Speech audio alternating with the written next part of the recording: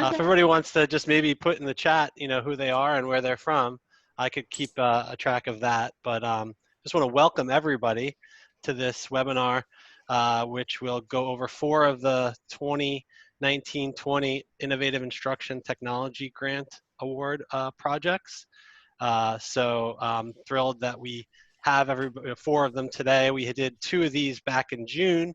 I will put in the chat the link to where you can find recordings for the ones for June and where the recording for today will go. Typically, we do these types of presentations at the Conference on Instruction and Technology, which was supposed to take place back in May at SUNY Oswego, and obviously that was canceled this year. There was an alternate event that wasn't anything like what we typically do at CIT, and so we asked all the IITG recipients to do this instead. And so thanks to all you for pivoting and doing something a little different. I should introduce myself. My name is Chris Price. I'm the Academic Programs Manager for the SUNY Center for Professional Development, which is in Syracuse, but I actually live in Rochester, so I'm joining you today from Rochester, New York. And like I said, we have 4 presentations, and each of the presenters are being given about 15 minutes, so I don't want to take any more time from them. So I'm going to turn it over to Mihaela, who's going to talk about the project you see on your screen right now. So take it away, Mihaela. Hello, so my name is Mihaela Radu. I will be the presenter today for the portable computer-based alternative laboratory, and which is the result of an IITG grant with a similar name. So we develop active learning modules around this computer-based platform. The PI of this grant is Dr. Paulo Castillo, and I was the co-PI. As you can see, we are with an engineering department, electrical and computer engineering department at Farmingdale State College. So let's go. So this project, and we are very grateful that we got this IITG grant. So this project aims to develop and implement active learning modules for digital and analog circuits, and it's still run as a pilot experiment for electrical, computer engineering, and engineering technology students. So it's very, can cover a large number of classes and a large number of students. So the modules, the active learning modules, are developed using the analog discovery platform that will be presented in the next slide. This platform, which is very versatile, allow the students to build and test real-world functional circuits, to perform experiments, to compare, run simulation results, and to debug, troubleshoot. It takes the place, so it replaces expensive lab equipment that you can find in any lab, in any engineering school, such as function generators, scopes, power supplies, etc. So for this reason, the platform is affordable to the students, it's portable, and they can work anytime, anywhere.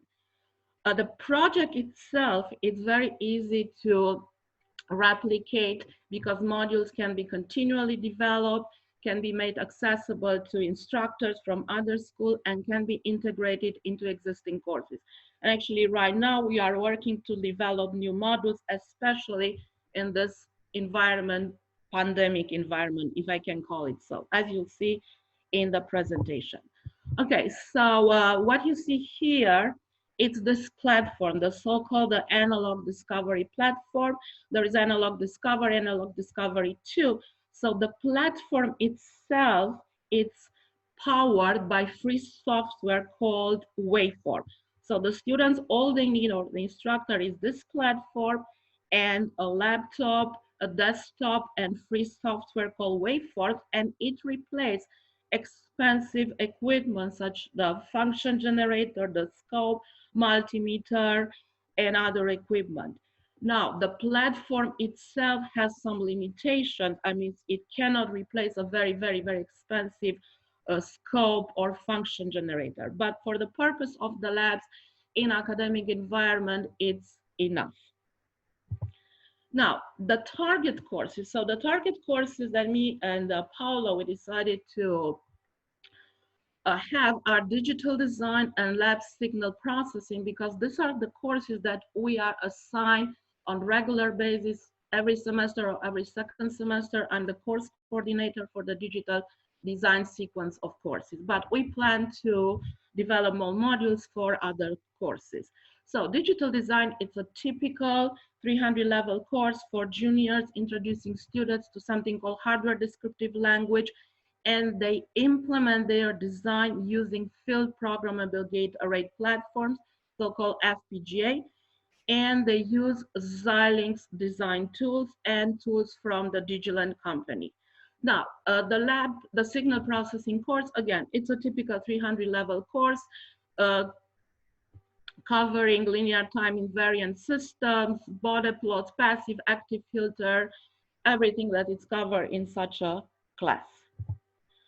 All right, so I will go briefly over my course, which is called the digital design. So it has the theoretical part and has labs. So in the labs, it's where we are using this platform, and also the intention was to give the students at home platform. So in this lab, in terms of hardware, we use the so-called digital Nexus FPGA board, which is in this picture, and we use, this is the Digiland Analog Discovery Board. This is Analog Discovery 2, so a more advanced version. And in terms of software, we use software from Xilinx, and again, Webpack, and the intention is to move to Vivado. And the free software called Digiland Waveform. Digiland is the company who is manufacturing this board. And this is the user interface for this analog discovery board. So you can see on the screen here, you can have a scope, a wave generator, power supplies, voltmeter, so a lot of things. So can cover this platform from 100 level labs like electrical circuits 1, 2, to advanced classes like signal processing and others. So basically what I did as part of this grant was to develop experiments and associated tutorials for the students to use the analog discovery board as part of the lab. So the tutorials, a classical tutorial in which you explain the step, you put pictures, you do a lot of things. So in this class, previous to the use of the analog discovery board, the students were implementing their design on this FPGA boards, and they were seeing the results on small lights, LEDs, and 7-segment display. So they were not seeing waveforms. They were seeing the results as LED blinking, a lot of things. Now, by using the analog discovery board, as you'll see in the next picture, they were able to see waveforms and to compare their results with what they were seeing in simulation using the tools like Xilinx and writing test benching and performing simulation. So what you see here on the screen, it's the results of such a lab in which the students were attaching their analog discovery board to their design, to their project waveforms, and comparing, and they were able to compare with previous simulation results. So this is what I did in the digital design class. And what Paolo did in this classes is basically he developed similar experiments, what we call in the analog domain, electrical. And what you see here, yes, it's a circuit, a serial circuit, RLC. The students were told how to connect the analog discovery boards, how to connect all those wires that you saw previously, how to apply power, and the results are on the scope or user interface, and results are voltages on the resistor, capacitor, inductor. So you can, with these tools, of course, you can change the frequency of the signal, you can change the shape, you can do a lot of things in the analog electrical circuits classes. And I will conclude by saying that this was we developed that as a result of this grant, we developed this active learning modules around a portable device called Analog Discovery, which is very popular. I mean, a lot of schools are using this, and it allows students to work at home, to work in class, and the intention is in the future to apply for more grants to be able to give students this platforms at home.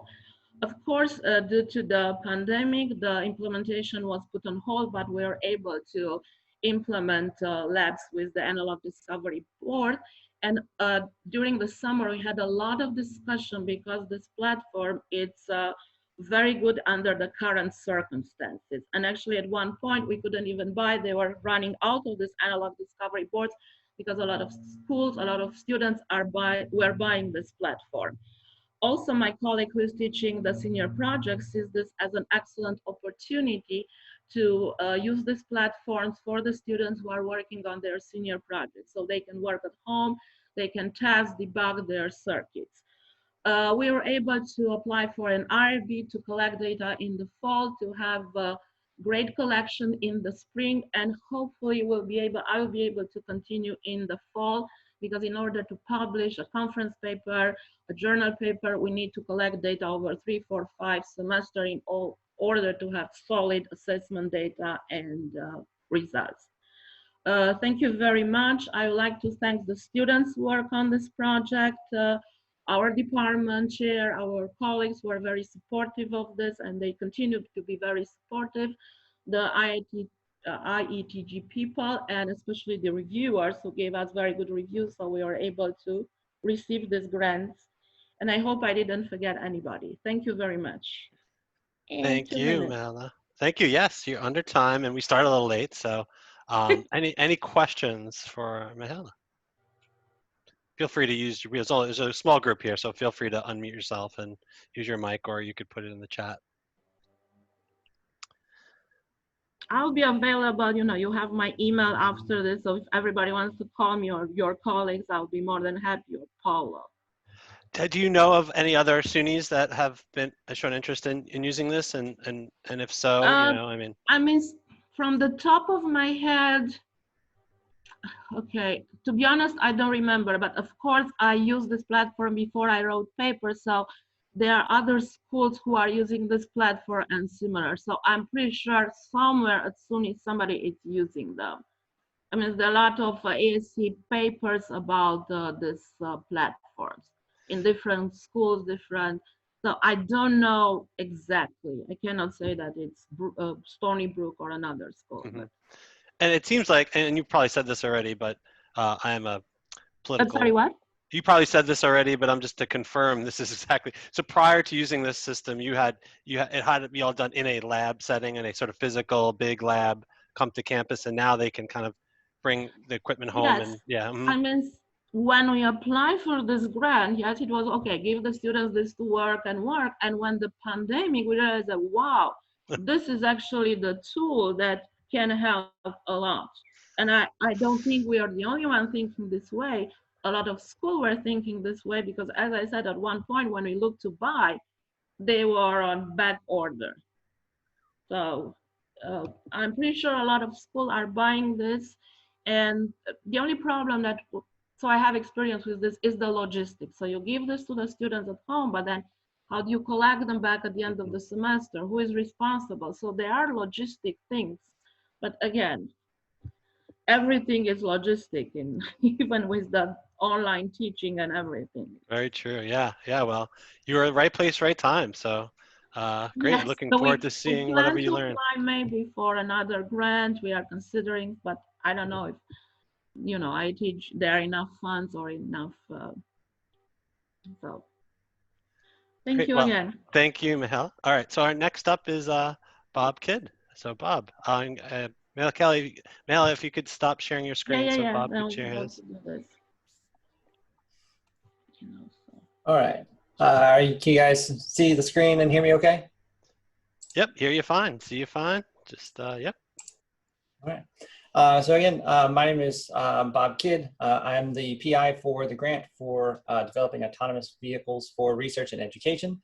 My co-PI for this was Katerina Panzeca. We're from SUNY Maritime College in New York City. And our design was set up with kind of three-prong approach of our problem. So we wanted an autonomous surface vessel for teaching introductory autonomy to our students.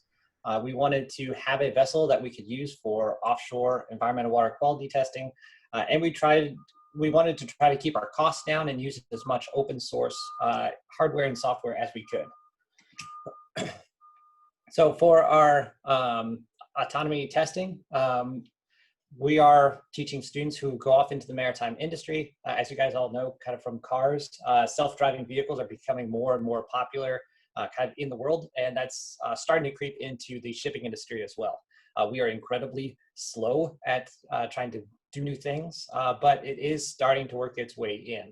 However, there's a huge education gap in terms of teaching our students. So of the 7 maritime academies that train students to operate those vessels, there's only one that has an EE major, and none of them have a computer science major. So there's a huge jump from the students that we train to what the students are going to need 10 years out. In terms of our data collection, again, environmental stuff is becoming more and more popular. You see that more and more in the news. But it's difficult for our students and our faculty to get to offshore areas to test their water quality.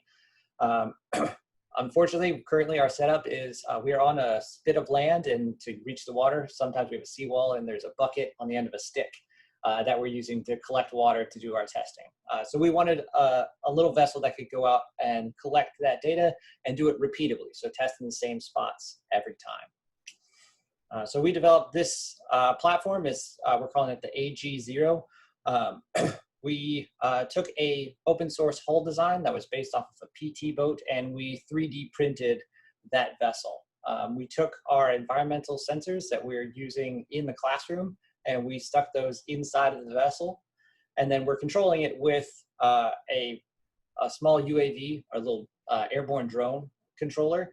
And then we are running some higher end autonomy. That's this Moose IVP framework, which is running on a small microcomputer called Raspberry Pi. The hull itself is about 3 feet long. We resized it so that we could print it in segments. Those segments are the silver and blue bands that you see there. This just barely fits on the bed of our printer. And this vessel should run about 4 miles an hour for 30 minutes at least. We can definitely crank up our runtime with adding a couple more batteries.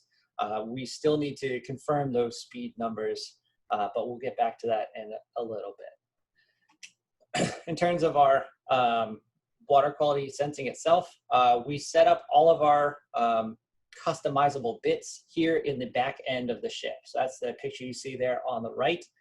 We have sensors for dissolved oxygen, pH, and temperature.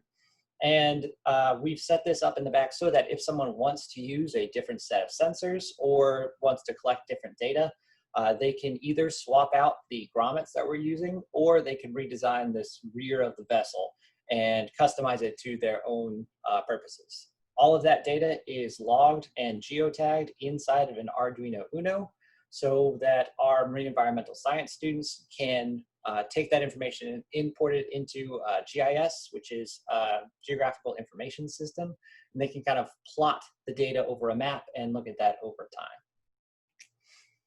time. For our autonomy, our high-level autonomy is run through what's called this Moose IVP, which is talking to our drone controller.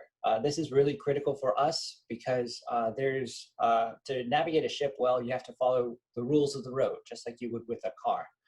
These are generated by the Coast Guard. They're called the COL regs, or collision regulations, and they govern how the vessel should respond in these different scenarios. However, just like when you're driving your car, you get into these kind of fuzzy logic situations where the rules start conflicting with each other. And that's where our advanced autonomy and decision-making can really start coming into play. So these rules are kind of in bare bones inside of the Moose IVP, which is controlling our vessel. So hopefully we're going to be able to implement this further as we go on. However, in terms of if you have a high school group who wants to work with this vessel, these rules can be turned on and off. So your vessel can be have no sensing and just follow a path, or it can start having these higher level abilities built in. Unfortunately, due to the COVID-19 shutdown in New York City, we were unable to do our physical testing, so we had to pivot pretty quickly.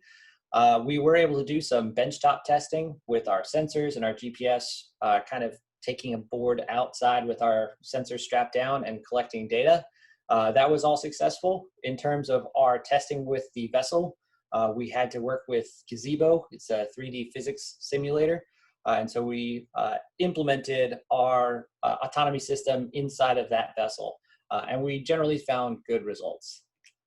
But what was really good for us was trying to get these students involved in this and trying to teach them these new skills. So for our environmental science students, they were able to collect really detailed data that is at the quality that they needed without having to learn a ton of autonomy. They didn't have to learn coding or anything like that.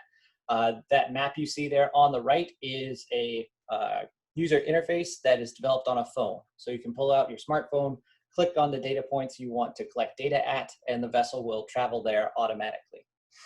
In terms of our engineering students who are working on our high-level autonomy, their coding skills were much increased compared to what they started the project with. But more importantly for me personally is they felt like these high-end autonomy skills, which they're going to need in industry, were reachable. They felt like if they had a little bit more time, they could develop a lot better algorithms going forward. So we felt satisfactory that this would work as a platform for both high-end autonomy research as well as kind of simple vessels for a non-engineer to use for whatever purposes they need. In terms of costs, our system itself was about $400 to $500. Our sensor package is another $400 or $500. So that bumped up our cost for the vessel as a whole. But with a group of 4 or 5 students in a lab, we could probably cover these with lab fees. Compared to alternatives, they usually run about $3,000 to $30,000. So we felt really comfortable with that. Our design is fully customizable. All of our data has been posted to GitHub as well as our CAD files. So if anybody ever wants to redesign our system or our code algorithms, they are welcome to. And it's got some really good potential for future work. We're hoping to start doing actual water sampling. So put water on the vessel, bring it back home with us. And then using multiple vessels to kind of move barges around on the water with our swarm autonomy. Also, I just wanted to give a special thanks. A lot of people have provided open source solutions for us, specifically Mike Holden from California State Maritime Academy. He started us down this road and gave us a lot of really good starting points. And down there at the bottom, the MIT lab has provided us with a lot of really good code database as well as examples for teaching students. So thanks for the time. If you got questions, I'm willing to answer. Does anyone have any questions for Bob? It's really cool to see all this. I mean, again, one thing on paper, but to see the images and I know you had a lot of, the COVID presented and the pandemic and the shutdown presented a lot of obstacles for you, Bob. What about this semester? Are things going to be able to use it this semester? Is it a little easier now that things have been sorted out, or is it still a struggle? It's still a bit of a struggle. Our campus, we do a lot of hands-on training. And so if we get shut down again, it's going to be really, really difficult. And it might delay graduation for our students. So we're trying to keep everything minimize on-campus time. So we're still not able to do a lot of good hardware testing, but we are looking at doing the software, and we're hoping to run a class on the simple autonomy that will probably just run in simulation coming in the spring. Fantastic. All right. We still have a few more minutes. Anybody have any questions for Bob?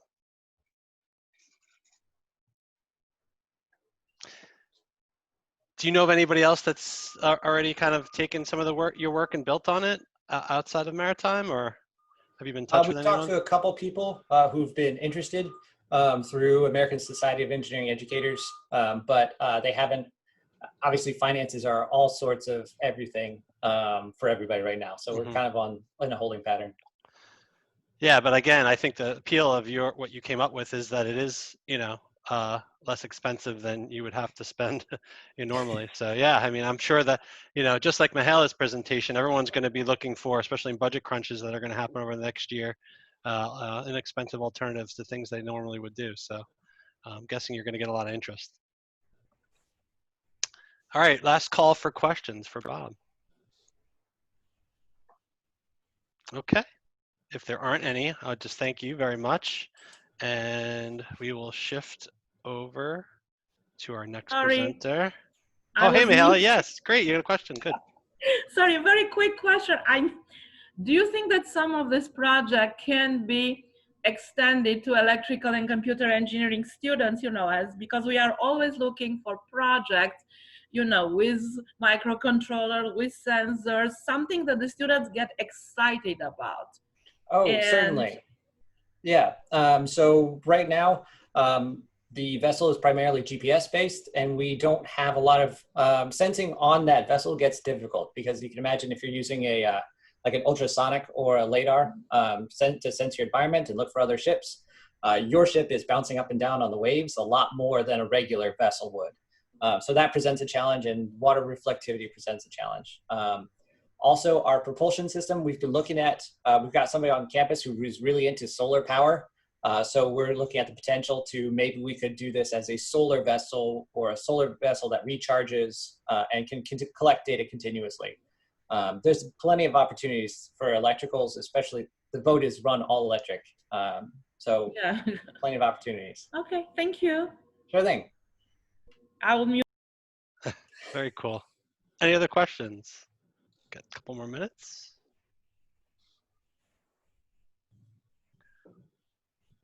Okay. Well, again, thanks again, Bob. Turn it over to Jamie. Jamie, how you doing? Good.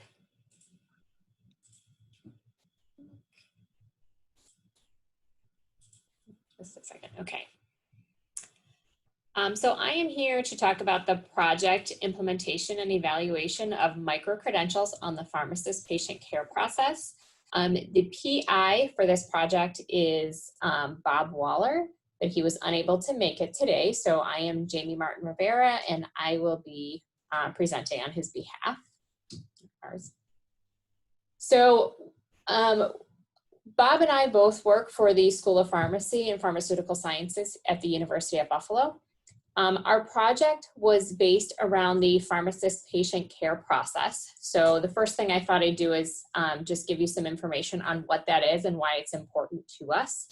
So this process was developed in 2014 as a standard of care for pharmacists. So it's a process that they're supposed to be using when working with patients in a variety of different settings. It's standardized, evidence-based, and it emphasizes patient-centered approach to care in collaboration with other professionals on the healthcare team. The American Council of Pharmaceutical Education, or ACPE, accredits all pharmacy school programs, doctor of pharmacy programs, and also pharmacy technician programs. And in their latest standards, which came out in 2016 for the PharmD program, they stated that the PPCP must be embedded in PharmD courses and experiences. So it's something that needs to be taught throughout the entire curriculum. And in the Pharm Tech program, they stated that the students must be able to explain the PPCP, the technician's role in it, and also to be able to assist in its implementation. So this kind of caused many pharmacy programs to rethink about how this material needs to be taught and how it needs to be kind of woven throughout the entire curriculum and the courses. So we received the SUNY IITG grant. We received the Tier 2 grant in 2018-2019 to develop the microcredential content. And then we received the 3 grant in 2019-20 to implement the microcredential and to refine some of the content. We needed to make some tweaks here and there.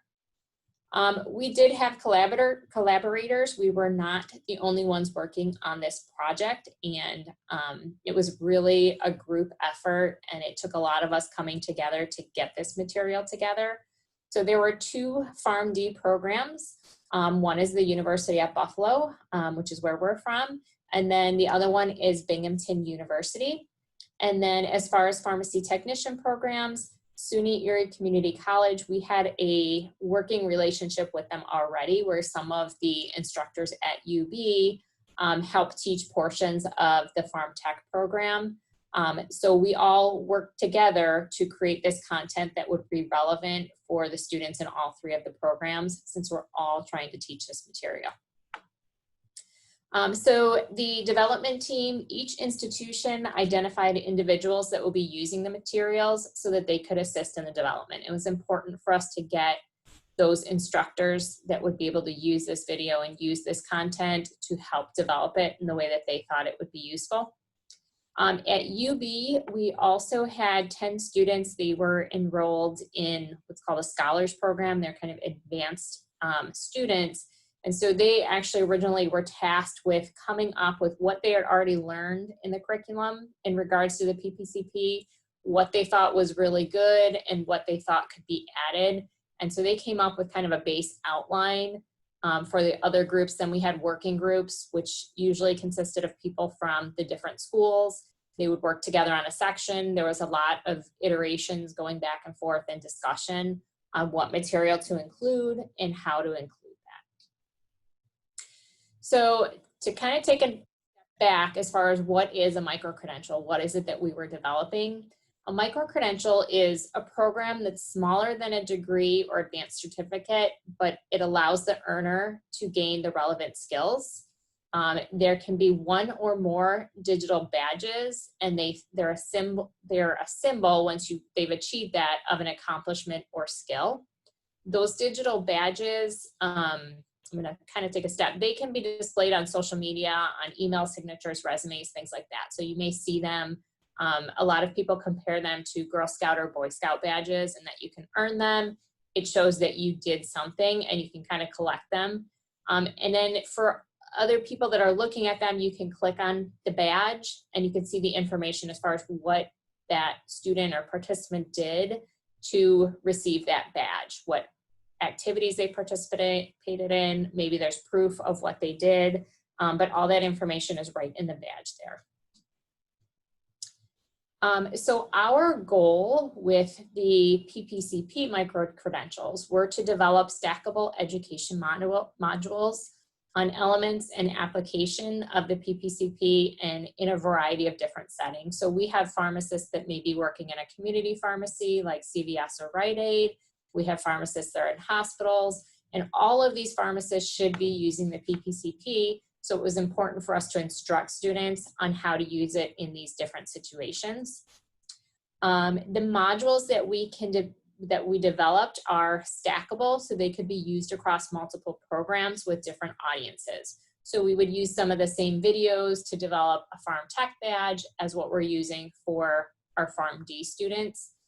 In addition, we feel that many of the videos could be used for like continuing professional development for already trained pharmacists that are working. Many of those pharmacists are also what we call preceptors, and they take our students and they help to teach them. So it's important for them to be familiar with the material. So the modules or videos, most of it that we created, they're very flexible and can be used for different purposes. Our modules are mainly composed of video vignettes, some of them modeling pharmacists and technicians and how they execute the PPCP. So students aren't just sitting there in a classroom listening to how to do these, rather they're viewing how this can be done. And later on, they're doing it themselves, and they have to show proof that they can do it too. The materials can be viewed on demand online. And the micro-credential and the material, it builds competency, like I said, beyond the didactic curriculum, because they're actually seeing how things are done. And then at the end, it requires the learner to submit some type of an assessment. Many times it's that the pharmacy students are working in a pharmacy, they're doing an experiential rotation, and the pharmacist that is observing them needs to sign off that they watched the student do this, whatever piece it is, and that they were able to do it successfully. I do hear here, and I'm not sure if it's going to work, but just a video, and this is actually Bob Waller, the PI, talking about it. I don't know if you can hear When it. you share your screen, you have to actually click on a little button that allows you to share your audio and video. So Oh, you could reshare if you want to see what yeah. Bob had It's to say. just a short clip. I just figured it gives you kind of an idea. Okay, we'll just go past it. But there's a video clip. It just gives an example of what it is like. One of the videos. And that was only like 30 seconds, so it's okay. But these are the different micro-credentials. These are the badges, and this is for the PharmD program. So the first 3 are required badges in that the students would have to get all 3 of these in order to get the full micro-credential. They can do 1 badge and decide that's all they want to do, and they still have that badge that they have earned. But the first 3 are required in order for them to move on to the next one. And these are really for when they're more advanced in the program, and it has to do with them being either in an outpatient or an inpatient setting then, so either a hospital or a community pharmacy, probably, and then them earning those advanced skills and showing that they can do each of those elements. And then once they have completed 4 of the badges, the 3 required and 1 of the optional badges, they have qualified and they would be issued the full micro-credential. So that just is a greater accomplishment for them. I'm not going to go through all of this, but this does give the module.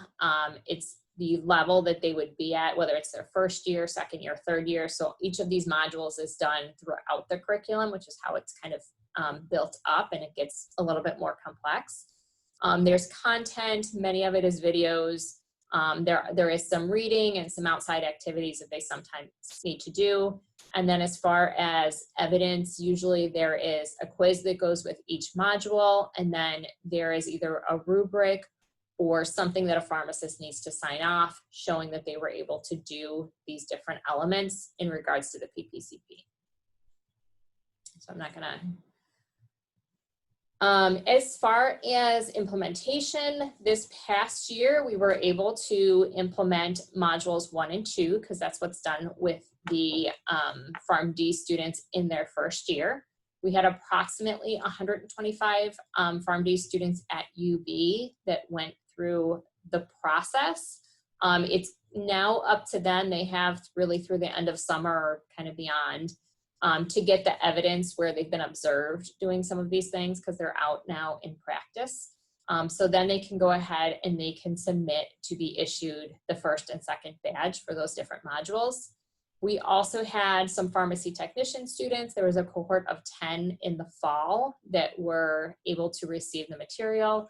Unfortunately, in the spring, they were unable to do the Pharm Tech program due to COVID and all these other things.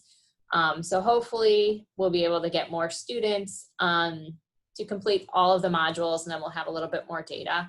But the data that we do have, we had students doing surveys as far as if the material was relevant and if they liked it and if it was more beneficial than like classroom instruction. And we did get some good survey results, and students were very positive in regards to the feedback. And as far as future work, we think that the modules can be used with other students and other professionals outside of our schools. Potentially PharmD students at other schools, this would be beneficial for them. We also, there's a good amount that touches on interprofessional education and health providers collaborating and working together. So it's probably relevant for other health professions too, especially if they want to learn more about pharmacy and how it works. And we are also finding that in the age of COVID-19, where we need more flexibility and many things need to be delivered online, these modules are especially relevant because it's an easy way for us to get that material to our students since we have these tools.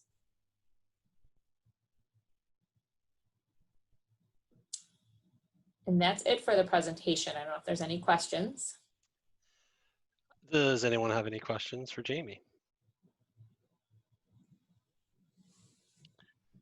Yeah, I had a question about this. I'm just trying to, this is supplemental learning, so they don't have to get this micro-credential, but it sounds like they do? So I'm just trying to understand. Yeah, so some of the material is delivered in course in their required coursework because they do need to get a certain level of it.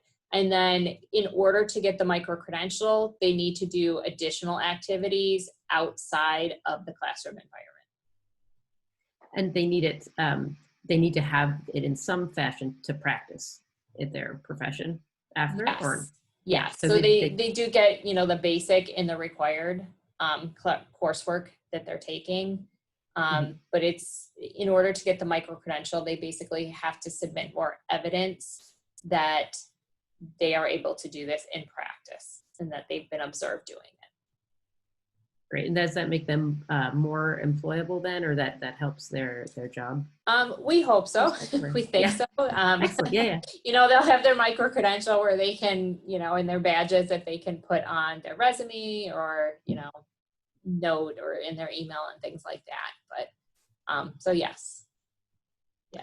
And I think especially at the higher level where we have the two that are elective, but those are really more advanced and most of that material is more optional stuff where they're going above and beyond what they're getting in the curriculum.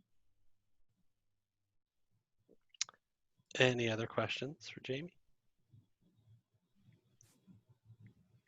This is really, I think, a perfect example of what micro-credentials are meant for and how they should be designed. I mean, I'm not surprised coming from UB. I know you all are kind of on the forefront in SUNY, at least in micro-credentials, and I know Ann Reed pretty well, who I know Yes. is sort of directs the micro-credential efforts at UB, and so you know, I'm very impressed to say the least. I think the other thing, just two things, is that, you know, if you're interested in micro-credentials, one of the pieces of that, you know, that Erin just alluded to is that, you know, they are meant to sort of help make graduates more employable. And so a lot of times the programs are developed in consultation with employers to sort of figure out, you know, what skills our graduates, you know, do they need in addition to what we're teaching them in the, you know, course-based curriculum, and then how can we deliver that in an alternative format that, you know, where we're not locked into, you know, having overloading courses and the actual sort of course-based curriculum, right? And so, so this was a perfect application for that model and in helping students learn those competencies that in a flexible format, right? But that has some teeth behind it. It's not just you show up and you get a stamp of approval, as you know, Jamie mentioned and showed. That, you know, that students have to do sort of serious work to earn that credential, even if it's more flexible and better able to fit into their schedule. Yes, and we've worked closely with Ann Reed, who is our director of micro-credentials here from the beginning. So she's helped us a lot.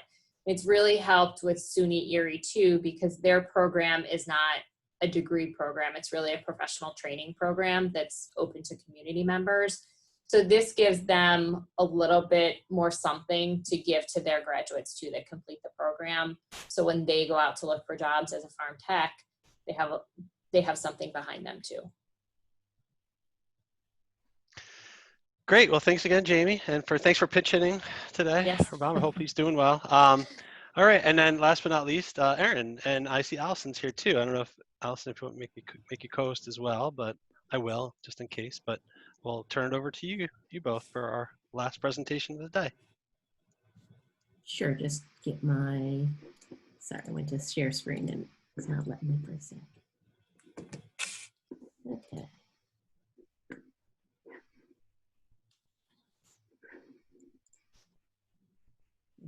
Okay.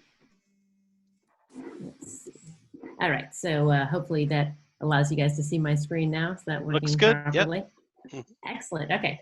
Yeah. So I'm Erin Epperly, and we're going to be talking about using adaptive learning technology and how it relates to clinical competency. And I really like the bit about what we just talked about with micro-credentialing, and I can see at the end of this presentation how it could maybe play a role in some of what I have here. So let me advance.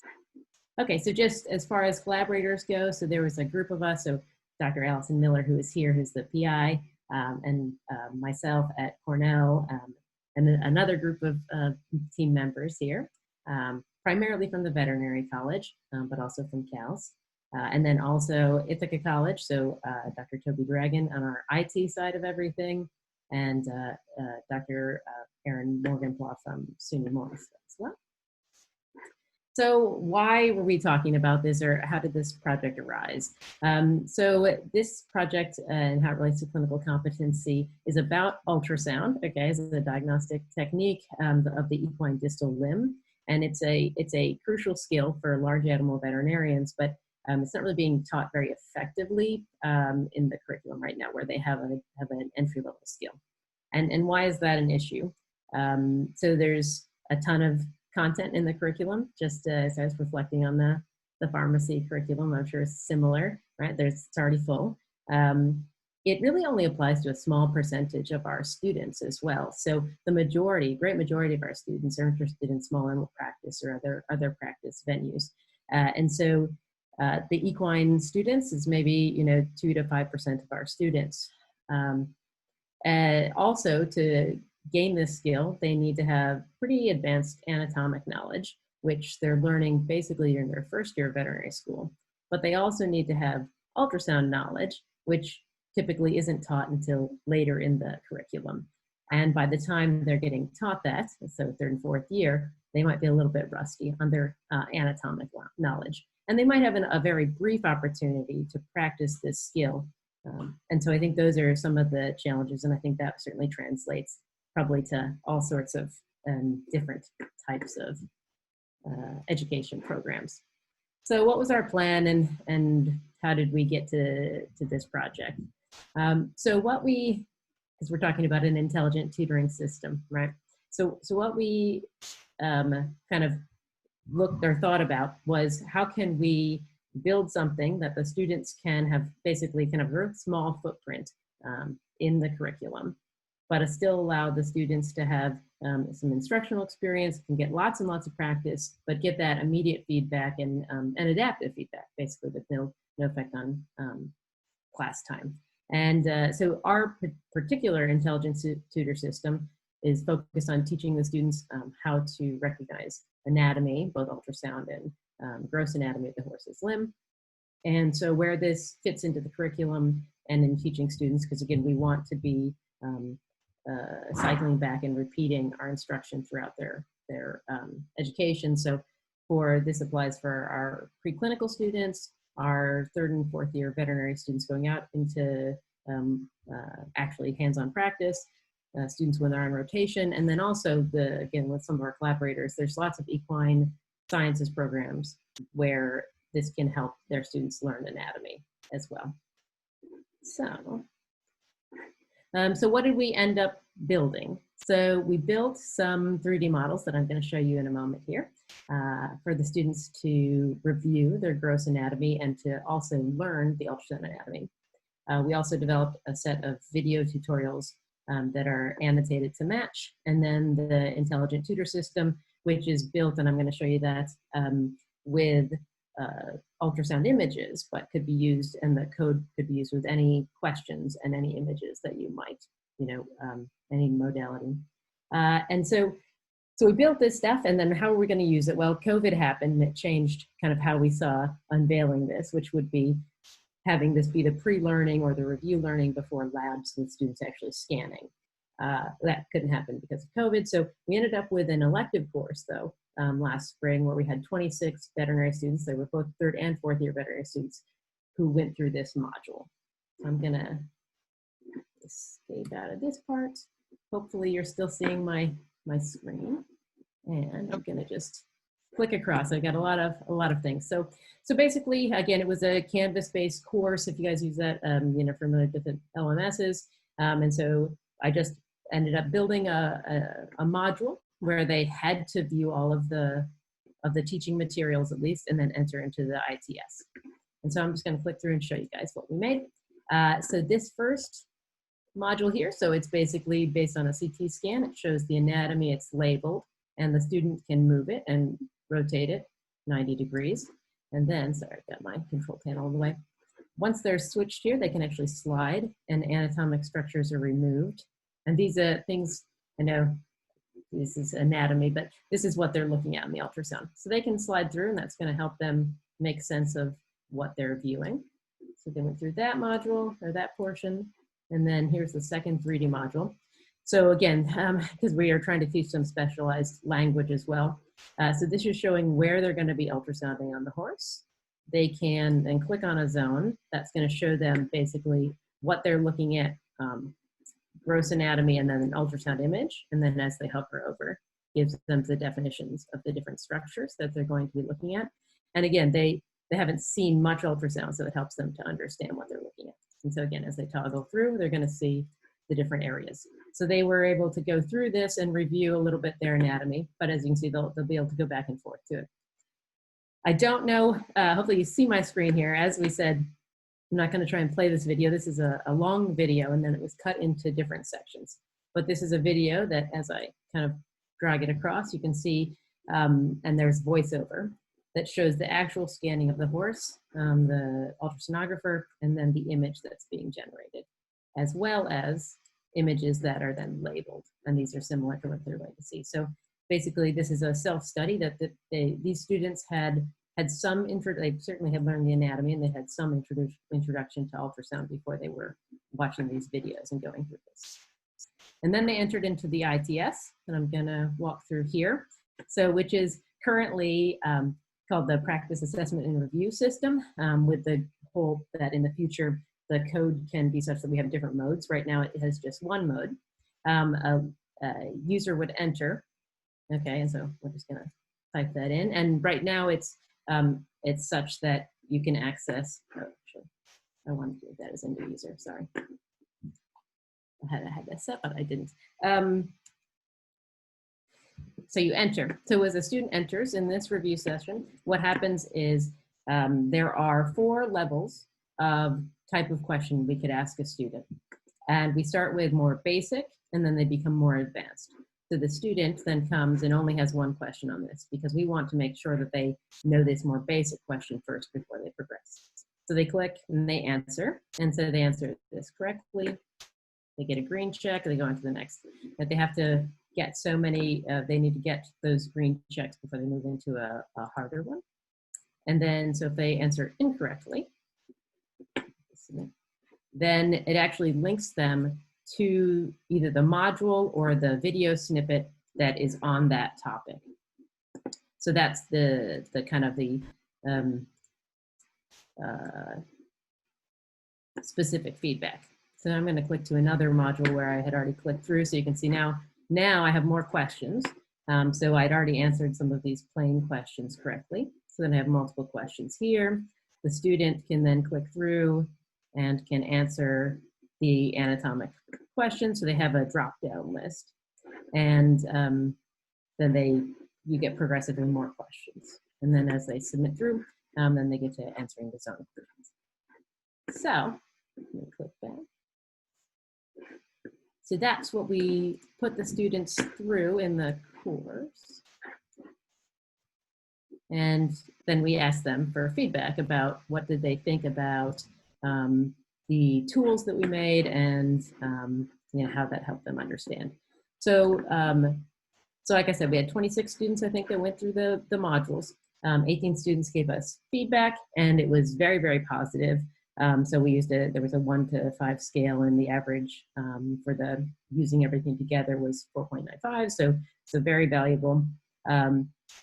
They loved the 3D modules, and they felt that very useful to be able to go back and forth and to review. Loved the videos, again, supplemental. Ideally, as they gave feedback, they would have preferred that then they could use this to then go scan themselves, and that's where we would see this as the most valuable area. Make sure I'm okay on time. Sorry, I'll stop here in a sec. And then we got feedback about the ITS specifically, as I was saying, you know, how many questions of the different types that they would need to answer before they moved into more difficult questions. They enjoyed the specific feedback to take them to the area that they were confused about. And they would like to be able to have those different modes, basically, where they could say, oh yeah, I realize I've answered those questions properly, but I'd like to actually go back and review that. And so, 4 questions. So where do we see that going forward? Again, we'd love to then use that to then have really efficient lab sessions. We teach this to veterinary practitioners as well, so in a continuing education kind of format. And as I was mentioning, the code source is available for the ITS portion. And basically, as long as you can frame something, any kind of image that you could label and ask basic questions about, identifications, then you could develop this, in your teaching scenario as well. So with that, does anyone have any questions? Very cool. Anybody have any questions?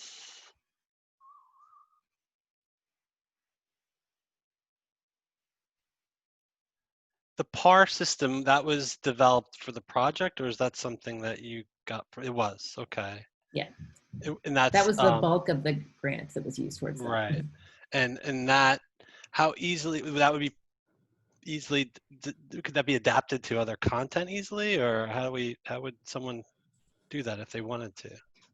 Yes, I have to direct directly to Dr. Dragon as well to get the details of that. But basically, my understanding is basically the image, and then coding and putting the questions in. The framework would work for anything. Like basically you have to answer those and move forward. Yeah. Very cool. Question. So how do you share this technology with other colleges, since it's so unique and helpful? Yeah, so I have the URLs right now, and I don't know if Allison's still on, if she can answer too. But we have the URLs so that people can embed this content. Well, how would they learn about it? Like in a repository where there's open materials, just sharing it?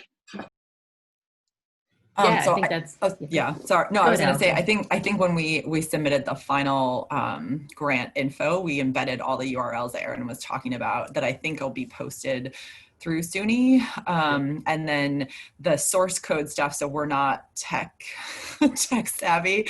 I think it's hosted on GitHub, and that's where we would have to talk to Dr. Dragon in terms of how to do whatever coding stuff needs to happen for that. But the other stuff is open access resource. Morrisville, Erin's going to implement it in one of her classes this fall, and we're hoping to collect more data with that. And then Cal's here maybe in the spring, because again, we don't have not all of our courses are on site. So we're hoping to kind of implement it in more classes. But yeah, it is available. I think, we're still trying to figure out, can we package everything and then it's a downloadable thing, or do we just put the URLs? Right now, they're open access. Yeah. So yeah, we will be posting all the final reports with all the links and things like that. I'll throw in on the IITG website. There's the link where that will be. You don't see any of the reports there for the 1920 grant yet, because I haven't done it yet. I think you have given us your report, so I have their report. So, but that still needs to go up. But if anybody would like it before then, I'm sure you'd be willing to share whatever. So you can always email me, or send them an email. And all right.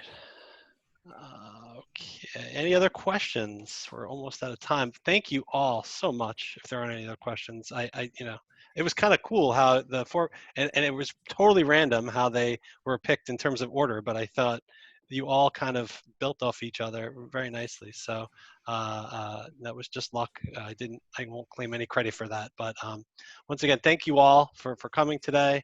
And I will put again in the chat where the recordings for all these sessions will live if you want to go back and look or share with colleagues.